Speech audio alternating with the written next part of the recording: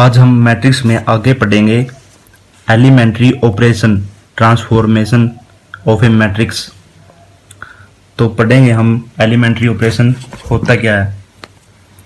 Elementary operation transformation of a matrix, इसमें तीन properties है। फर्स्ट प्रॉपर्टी है the interchanging of rows and column. इसका मतलब है इंटरचेंज करना। अगर हम इंटरचेंज करेंगे रो को तो उसका सिंबल भी है और ये कॉलम को भी इंटरचेंज कर सकते हैं। जैसे हम एग्जांपल से समझेंगे, अगर हमारे पास a है 1 -1 5 2 √3 6 1 1 7। अगर हमारे पास ये एक मैट्रिक्स है A, अगर हमें इसमें इंटरचेंज करना हो, जो फर्स्ट रो है उसको इंटरचेंज करना हो सेकंड रो से, इंटरचेंज करने का मतलब बदलना। हम अगर फर्स्ट रो को इंटरचेंज करेंगे रो सेकंड के साथ तो ये हमारी जो सेकंड रो है ये फर्स्ट रो पे आ जाएगी और जो फर्स्ट रो है वो सेकंड रो पे आ जाएगी। तो अगर हमें इंटरचेंज करना हो तो कैसे करेंगे, लिखेंगे कैसे, नोटेशन क्या होता है इसका, R1 इसको R1 कहेंगे, इसको R2, इसको R3। ये हमारे C1 रहेगी कॉलम 1, ये हमारे C2 रहेगी, ये हमारे C3। तो हम R1 को इंटरचेंज कर रहे हैं। इंटरचेंज का मतलब दोनों तरफ टिक आएगा, इसको इंटरचेंज कहते हैं। तो किससे कर रहे हैं, R2 से। अब हम करेंगे इंटरचेंज तो A जो हमारी फर्स्ट रो है वो सेकंड रो से इंटरचेंज होगी, जो सेकंड रो फर्स्ट पे आ जाएगी।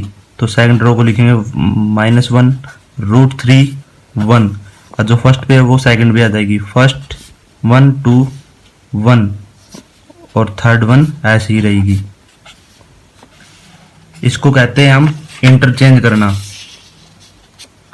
अगर इसी में हमें मान लो कॉलम का करना होता कि हमें कॉलम इंटरचेंज करनी है तो हम ऐसे लिखते, सोच लो इसमें करनी है हमें इंटरचेंज, तो क्या लिखेंगे, C1 को इंटरचेंज करेंगे C3 से, करना चाहूंगा मैं C3 से। तो A तो जो C1 पे है उसकी जगह कौन सी रो आ जाएगी, सॉरी कौन सी कॉलम आ जाएगी, थर्ड रो कॉलम। तो थर्ड कॉलम क्या है, 1 1 7। तो यह 1 1 7 और सेकंड पे कोई चेंज नहीं किया हमने, सेकंड ऐसे ही, और जो 1 पे वो थर्ड पे आ जाएगी। तो -1 1 5। यही होता है हमारा interchanging of rows and column. तो ये था हमारा फर्स्ट प्रॉपर्टी। सेकंड प्रॉपर्टी समझते हैं क्या है इसकी। तो सेकंड प्रॉपर्टी है the multiplication of elements. The multiplication of elements of any row or column by a non-zero number. हम मल्टीप्लीकेशन करेंगे ऑफ एलिमेंट्स, किसी भी एलिमेंट का, ऑफ एनी, किसी भी एलिमेंट से हम मल्टीप्लाई करेंगे एनी रो, कोई भी रो में या कॉलम में, बाय नॉन जीरो, कोई भी नॉन जीरो नंबर से। जैसे इसको एक एग्जांपल से समझते हैं। अगर हमारे पास मैट्रिक्स है कोई भी, अगर सोच लो B हमारे पास कोई मैट्रिक्स है 1 2 1 -1 √3 1। अगर हमें इसमें मल्टीप्लीकेशन करनी हो कॉलम 3 में और किससे मल्टीप्लीकेशन करनी हो तो हम कैसे करेंगे, तो लिखेंगे कैसे, तो जैसे कॉलम 3 में करना चेंज, तो 3 को चेंज करना है ऐसे लिखेंगे। इसका मतलब अगर हम जो यहाँ पे लिख रहे हैं तो जो भी चेंज हो रहा है हमारा कॉलम 3 में चेंज हो रहा है, और हम चेंज क्या कर रहे हैं तो वो लिख दें हम ऐसे। हम डिवाइड करेंगे 1/7 को C3 से, C3 से 1/7 की मल्टीप्लीकेशन हो रही है, तो हम लिखेंगे मैट्रिक्स बाय इसको। तो चेंज कहाँ पे हो रहा है C3 में, तो बाकी सेम रहेंगे -1 2 √3। अब C3 में क्या चेंज हो रहा है, सबके साथ 1/7 से मल्टीप्लीकेशन होगी, तो 1 की 1/7 से मल्टीप्लीकेशन, और यहाँ भी 1 है तो यहाँ भी 1/7 से मल्टीप्लीकेशन। तो ये हमारा क्या बन जाएगा, ये 1 -1 सेम है, ये 2 √3 सेम है, तो ये हमारा क्या हो जाएगा 1/7, और ये भी हमारा 1/7। इसको कहते हैं हम मल्टीप्लीकेशन करना किसी भी एलिमेंट से। ऐसे ही कोई रो में करना हो तो हम जिसमें चेंज करेंगे रो 1 में सोच ले करना है हमें, तो रो 1 में लिखेंगे यहाँ पे, और जो चेंज करना हो वही हम सिचुएशन के हिसाब से चेंज कर लेंगे। तो थर्ड प्रॉपर्टी है इसकी। तो थर्ड प्रॉपर्टी क्या कहती है हमें, the addition of the elements of any row and column the corresponding elements of any other row or column multiplied by an non-zero number। अगर इसको भी हमें लिखेंगे, हम एग्जाम्पल से समझेंगे। थर्ड प्रॉपर्टी क्या है हमारी, अगर हमारे पास गिवन है कोई एलिमेंट C, मान लेंगे 1 2 2 -1। अगर हमारे पास C मैट्रिक्स है तो हमें कुछ चेंज करना हो, सोच लो हमें कुछ रो 2 में चेंज करना है, तो रो 2 में चेंज करेंगे, ऐसे चेंज करेंगे, हम पता है हमने समझा ऊपर अभी। और कुछ भी इसमें ऐड या सब्ट्रैक्ट कर सकते हैं, जैसे रो 2 में चेंज करना है और रो 2 में चेंज करना है, और माइनस क्या करेंगे इसमें, अगर कोई भी कॉलम करनी हो रो 1 करेंगे कॉलम, तो इसमें मल्टीप्लाई कर देंगे 2 की कर देंगे, सो 2R1। तो इसमें देखो चेंज क्या होगा, जो रो 2 में चेंज होगा मतलब रो 1 तो ऐसे ही। अब रो 2 में चेंज क्या हो रहा है, रो 2 में से 2R1 मतलब 2 -2R1 मतलब 2 की 2 से मल्टीप्लीकेशन होगी, तो यहाँ 4 आ गया, ठीक है।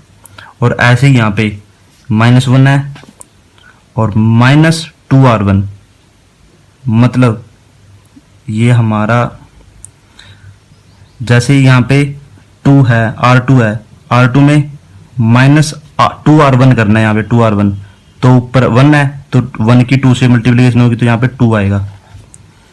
और ऐसे ही हमारा -1 है, -1 लिखा R2 में, माइनस ऊपर गया 2 तो 2 की 2 से मल्टीप्लिकेशन होगी और वो माइनस हो जाएगा, तो 2 2 जा 4, तो -4।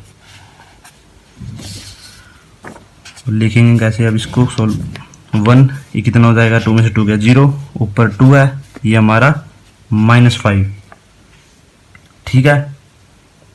यही हमारा थर्ड प्रॉपर्टी है। इनको हम क्वेश्चन में करेंगे, क्वेश्चन में ज़्यादा जल्दी समझ में आएगा। इसके बाद है हमारा इन्वर्टिबल मैट्रिसेस। इन्वर्टिबल मैट्रिसेस क्या होती है, if we have 2 square matrix, अगर हमारे पास 2 स्क्वायर मैट्रिक्स है, अगर हमारे पास कोई भी 2 स्क्वायर मैट्रिक्स है ए और B, A and B matrix है, एंड अगर हम ए की बी से मल्टीप्लाई कर दे और वो भी इक्वल होगा, अगर हम बी की ए से मल्टीप्लाई कर दे वो हमारा सब इक्वल हो जाएगा आई, और आई हमारा क्या है, यहाँ पे एक आइडेंटिटी मैट्रिक्स है जिसके डायगोनल 1 1 होते हैं, ठीक है। Here B is called the, यहाँ पर जो बी है वो क्या कहलाएगा हमारा, B is called the inverse of A, ये बी हमारा इनवर्स कहलाएगा ए का, and A is said to be invertible, और जो हमारा ये ए है वो कहलाएगा इन्वर्टिबल, जो बी है वो ए का इनवर्स कहलाएगा और वो ए है वो हमारा इन्वर्टिबल कहलाएगा। और इसको हम डिनोट कैसे करते हैं, it is denoted by A inverse, ये हमारा डिनोशन है, ऐसे हम डिनोट करते हैं इसको। अब इसको हम कोई एग्जाम्पल से समझेंगे, जैसे हमारे पास है ए, हमारे पास 2 1 3 2, ऐसे हमारे पास बी है 2 -1 -3 2। अब हम पढ़ा क्या है, ए बी की मल्टीप्लाई और बी ए की मल्टीप्लाई, वो दोनों की मल्टीप्लाई किसके बराबर आएगी, एक आइडेंटिटी मैट्रिक्स के। तो इन दोनों की मल्टीप्लाई करेंगे हम, ए बी की करेंगे, तो इस रो टू कॉलम, तो 2 2 जा 4 प्लस 3 की इससे करेंगे -3। अब फर्स्ट रो सेकंड कॉलम, तो हमारा -6 और +6, ऐसे हमारा ये आएगा 2 -2, ऐसे यहाँ पर -3, यहाँ पर +4।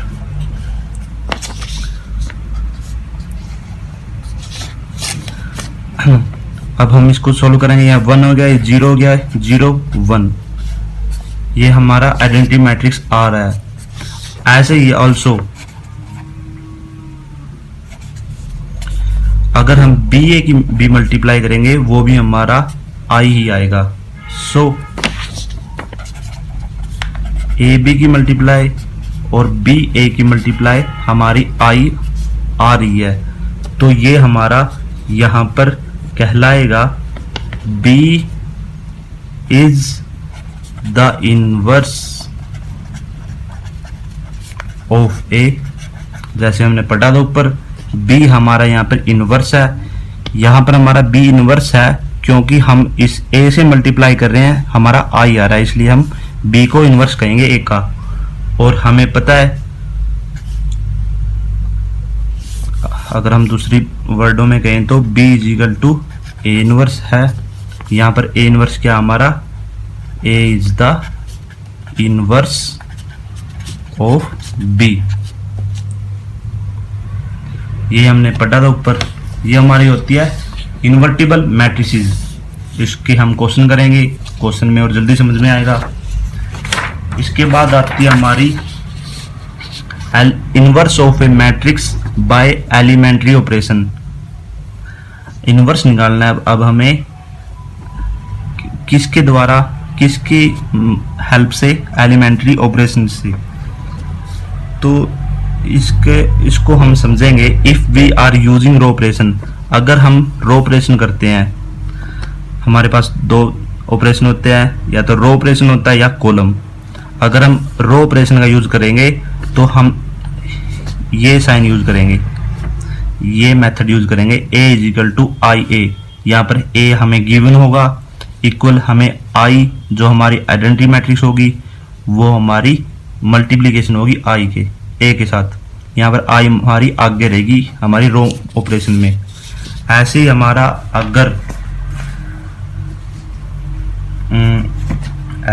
अगर कॉलम मैट्रिक्स है, इन कॉलम ऑपरेशन, कॉलम ऑपरेशन में हमारा जो ए है वो आई है, जो मल्टीप्लाई होगी, जो वो पीछे रहेगा। यहाँ पे रो में आगे था आई, यहाँ पे कॉलम में आई पीछे रहेगा। इसका हम ए इनवर्स निकालना सीखेंगे आगे। हमारा क्वेश्चन है, इसके क्वेश्चन को करेंगे तो और जल्दी समझ में आएगा। तब तक के लिए थैंक यू।